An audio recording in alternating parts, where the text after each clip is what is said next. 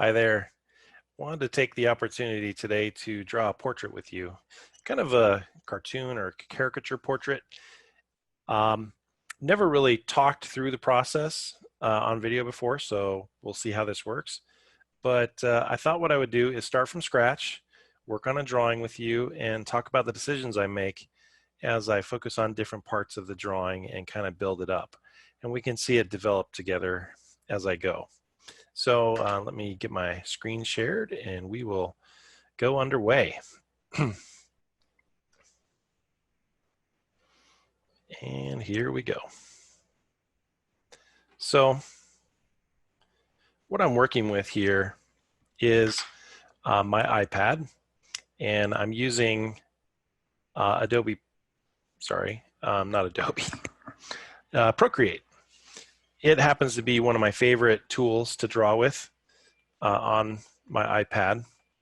And it gives me probably what I would call the most natural experience I have when working digitally. I've used many different tools over the years. I've tried many different processes. I've used Wacom tablets and Cintiqs and old, you know, discontinued devices. I've tried a lot of different things. I've used a Surface. So I've experimented a lot with digital drawing. And I got to say, I love digital drawing, but there are pros and cons to every device. And when it comes to an iPad, I like the natural feel, and I like the way the tool sits, and I like the way the pencil works. It feels the most comfortable and I guess normal, natural. More recently, I would say if I'm giving a critique, I've used a Surface. That was the last computer I used for drawing, and that one I did not like the lag. There was a little bit of a lag in the drawing, I felt. I also felt the stylus was too small. It really wasn't the right size and weight, comfortable in my hand, so I didn't like drawing with it. So I would actually use those old grade school foam sleeves I'd put on my pencils to make that stylus at least a little more comfortable in my hand. But I got really proficient with using the Surface tablet. I used it for a long time. I think for beginners, it's great. It's a good economical way to get into digital drawing. It has nice computer software features. I mean, it's an actual version of Windows, so you have access to all the normal software, which is nice. And that's frankly one of the reasons I resisted the iPad for a long time, was because the iPad didn't have a full version of Photoshop on it. And getting used to Procreate took a little doing. Took me a little while to get used to it, but I find that if you spend a good 2 weeks or so working with a digital device, it becomes more comfortable. And so you really got to push through that discomfort in the beginning until you get to where you're proficient with it. And of course, I've watched tutorials and other things online, gathered information on how to use the different tools and settings and stuff with Procreate just to get used to it. So if you put in a little investment, put a little time, it'll pay off for you. All right, so discussing my process here. What you see me doing is a technique I've always done, which is I like to build up a drawing with a blue line sketch. That just goes back to my old drawing on paper days when I was doing comics or cartoons or other things, where I always liked having a blue pencil because it's a non-photo blue pencil that when I penciled or inked on top and later would scan that artwork or something, or photocopy that artwork back in the olden times, the blue pencil would disappear. And so I just got used to that look of having a light drawing in blue. I have other friends who they use kind of the red pencil, or they use, light, maybe a hard lead weight pencil or something when they draw. But for me, I'm just, a creature of habit. So I always kind of go back to that blue pencil. And I'm trying to rough in some proportions. Now, I am basing this on a photo. I have a photo on my other screen that I'm using as reference. And I like drawing from life, or at least from photos if I can. I find that I can include more detail and more realism when I'm actually looking at someone. I admire those artists that have the ability to invent or create, or maybe through muscle memory, they've just developed kind of their own shorthand for creating characters or custom drawings. But for myself, there is a little bit of starting over every time I do a drawing. Sometimes I feel like I'm relearning what I've already learned. But then after a little while, I kind of settle into maybe what would be considered my style. Speaking of style, I don't know that I have one. Although when I look back at my stuff, I can definitely see a method. Other artists that I look at for inspiration, I feel like their styles are really obvious and developed, and mine isn't. But maybe that's just kind of in the eye of the beholder, where style kind of develops out of practice, and maybe you can't even see your style when looking at your own work, but other people can. Like, I don't know if you saw my drawing in a lineup, you could say, oh, that's a Patrick Scullin. Maybe you could, but I do feel like sometimes I'm a little bit of a chameleon, where as an artist, as an illustrator, um, I like picking up other people's styles and trying them on and seeing if they fit. Kind of like Rogue in the X-Men. You know, she absorbs everybody else's powers. Maybe I do a little bit of that artistically, where when I look at something, I admire it and I go, yeah, yeah, yeah, and then somehow that gets re-expressed in what I end up drawing. With this particular portrait, I'm wanting to do a little bit of a caricature. So I'm not trying to make her look authentically realistic as much as I'm trying to go for a, a cartoonish style, a caricature, you could say. So I'm going to enhance certain features. It's very common in cartoons and like Disney animation or anime, where on a character's eyes they're going to be enlarged, and certain features are going to be more pronounced. You're going to taper a female's chin, and you're going to taper her neck. You're going to, exaggerate some of those features so that they look stylized, but they also enhance, feminine characteristics. So I'm at the stage now where I feel like I've filled in enough blue line information, kind of sculpted it to a point where I'm ready to add another layer. And we'll see what happens next. I picked this particular photo as inspiration because I just thought it was kind of silly. I liked the model's expression, and she just kind of had an interesting little smirk on her face. I am trying to practice more expression. I do want to get that in my artwork, so be more loose with that. What you'll see in Procreate, I'm going to go ahead and add another layer, and I'm going to go ahead and now start penciling. Now, it's my habit to start with the eyes. I feel like it's really important to establish the eyes first. If you get caught up with other features, for me at least, I get lost. I feel like I kind of lose my place, or things get out of proportion. But if I can kind of lock in the eyes first, their size and position, and I'm happy with them, then I can really move into tighter detail. So I definitely want to make sure that the pair of eyes are working, that they're the right proportion and scale with one another.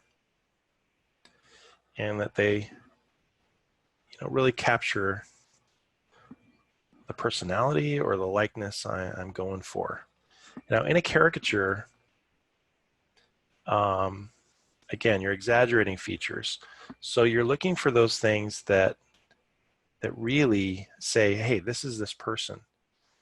I heard another artist, Joe Rubenstein, say once, that you're looking for the star of the show. Who's going to be the star of this picture, of this portrait? And you really want to make sure that stands out, and you pay close attention to that feature. Now, what does that mean? That means sometimes you can be mean with that. You can pick a feature that maybe somebody's embarrassed about, and then you start sketching that, and they get uptight. Or maybe it's a beauty shot, and you're going for that feature that really makes that person distinct. I can tell you with experience that you want to be careful with females' noses. They get sensitive about that, and if you put too many bold lines, you might run into a little situation where they get kind of a haggy nose, a haggish nose, a really ugly pronounced nose. So it's definitely a feature that I like to diminish. Unless you're trying to do maybe a comedy portrait or some sort of a silly gag, you want to be kind. If you have to give that person a little plastic surgery, that's fair. Artistic surgery is cheaper than real plastic surgery. All right, so now one of the characteristics of this lady's nose has a little bit of a point at the tip, which to me is kind of a nice little feature. So I like the angle where you have kind of a slope and then comes to a point. Now I'm trying to figure out, okay, what happens to the brow here? I really don't want it to be too broad, so I might have to bring this line back a little bit, and that might kind of get sculpted and solved as I add hair too. There's a fine line between making someone look like their hair is pulled back and making them look bald, so you have to kind of position the part of the hair and slope of the forehead to be nice. Okay, a little bit of a cheek here.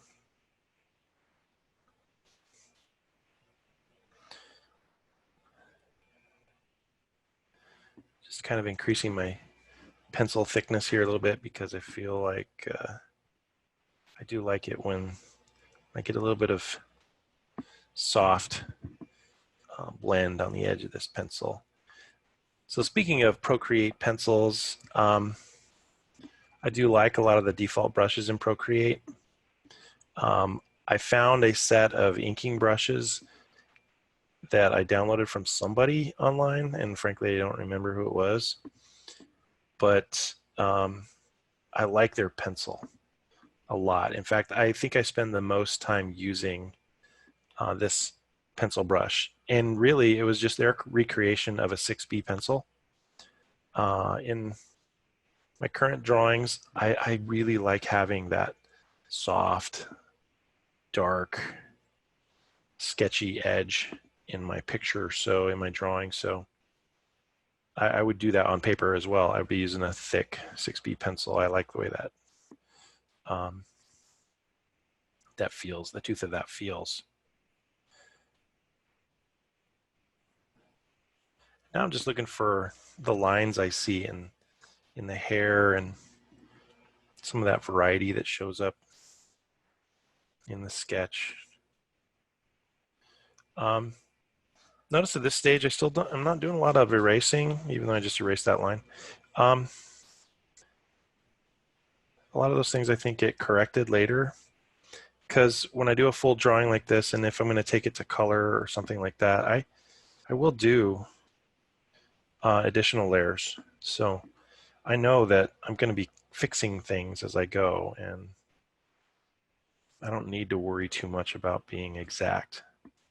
I can fix. That's the beauty of this process, is especially digitally, I can always add and take away, and I can even lighten a layer. That's one of the things I like to do a lot, is after I fill in a layer, I'll make a new drawing layer on top, and then I'll lighten the previous layer, so it becomes kind of a soft blend into the top layer and becomes part of the kind of the substructure of that drawing. Still kind of searching for the overall silhouette here. This is another point of exaggeration. Looking at what you see, pushing it, pulling it back. I do need to bring this hairline down a little bit more.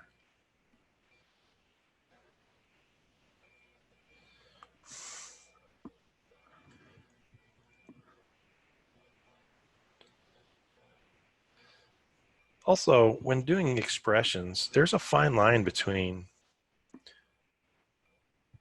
maybe an angry expression and a happy one. It's funny, as you start to study people's emotions and you look at how the muscles work on their face, and just the little subtle cues that turn a frown into a sarcastic smile. There's some subtlety there, and you really have to look close and pay attention to those little cues. Like right now, her eyes look a little too intense for me based on the picture I'm referencing. She's definitely a little happier, or I guess sillier, in the reference photo. And here, I think my drawing, she's looking a little, zoned out. Like, what's going on? We're kind of weirded out by whatever she's thinking about. I definitely don't want her to look possessed or creepy weird. I want her to look a little silly and lighthearted. So thinking about what I can do to enhance that quality in her expression.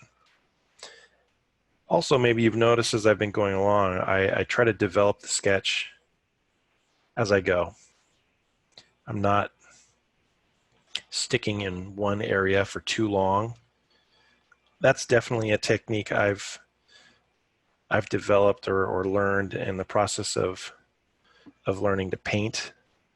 I think that's a really important step in working on any drawing, is developing it as you go, not just rendering too tightly one particular place, but actually letting yourself move around the picture and add or enhance things strategically.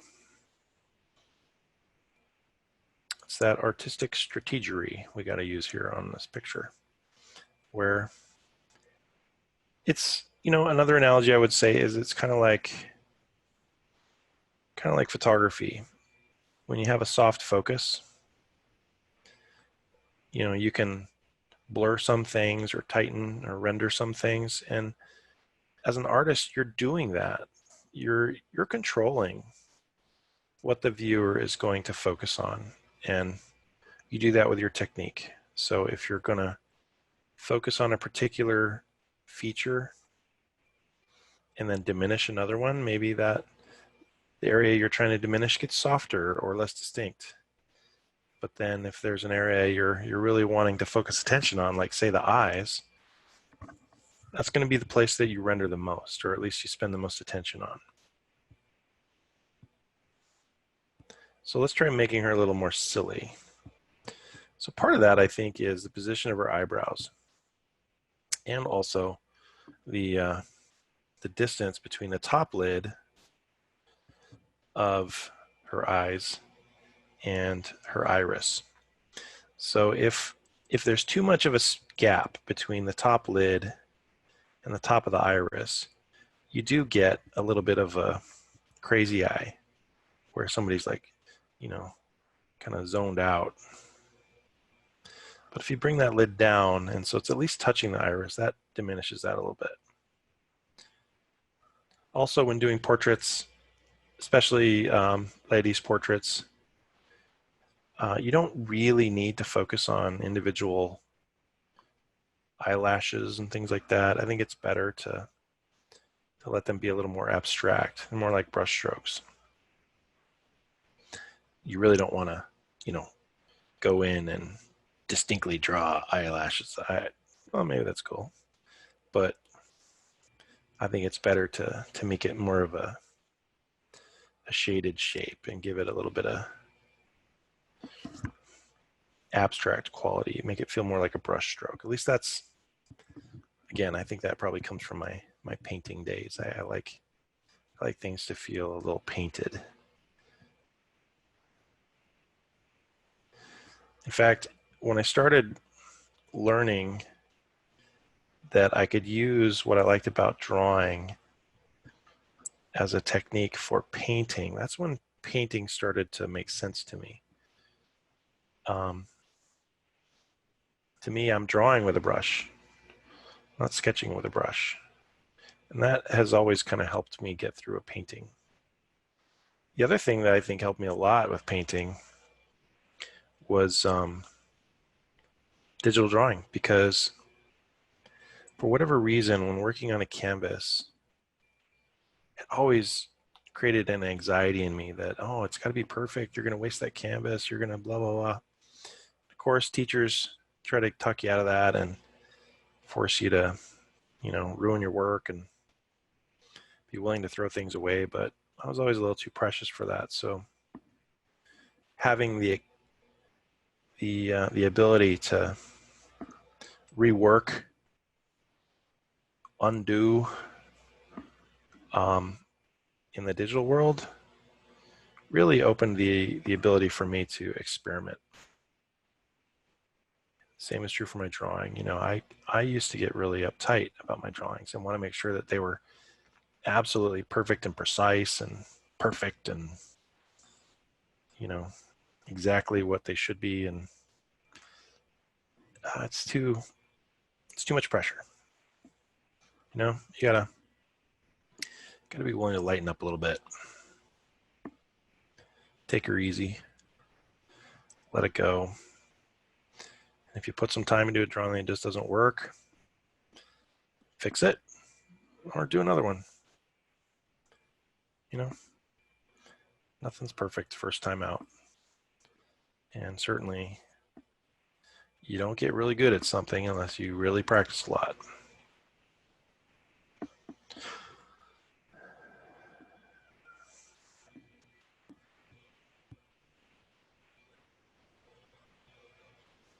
So there is that Holy Trinity of the eyes, the nose. When that proportion is working, a face works. And it's kind of supported by that mouth structure. So it's kind of an upside down triangle and a mouth. And if those things are in that right area, if those proportions are in the right spot, that face really starts to work. And that's kind of what I'm going for here on this little picture. So I've kind of settled in on a position of things that I like.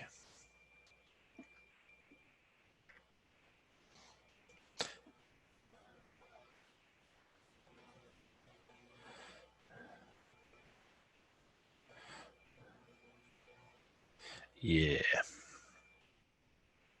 What do you guys think? How does that feel? Feel like a good drawing? Does that give you any ideas on what you can do for yours? Depends on if you're trying to do something, super realistic, or trying to do something more fun or silly or cartoonish. I think that rounded edge on the top of her hair is a little too much. So probably got to bring that down a little bit. And there's something, and this is just me, there's something that happens to a drawing when you start, when you see the edges. I like that a lot. And I like how it kind of, you see the strokes and they brush and they overlap and they're loose. I mean, if you want a photo of somebody, take a picture. Drawings are more personalized. They're different. So there's my drawing. That's what I saw today. Looking at that picture, you saw it kind of developed. One last thing. I think I will shade in a little bit of darkness into those eyes. I go back and forth on my character drawings if I like pupils or not. Sometimes I like doing just a filled in iris. And I don't know what it is about it. It just feels a little softer. I do also want to put a little, oh, I'm on the wrong layer for that. Okay, I will just go ahead and make another one.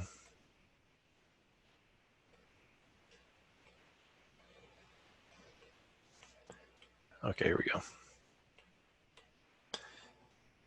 Doing a little highlight on the edge. You know, give it a little bit of a reflection. That's always nice. And I was saying that sometimes I don't like putting pupils in there. Something about a caricature where I like it being a little bit, I don't know, darker. Okay, so there we go. That's my little picture. Sassy, pouty little girl. Hope you like it. So thanks for following along and drawing with me today. See you next time.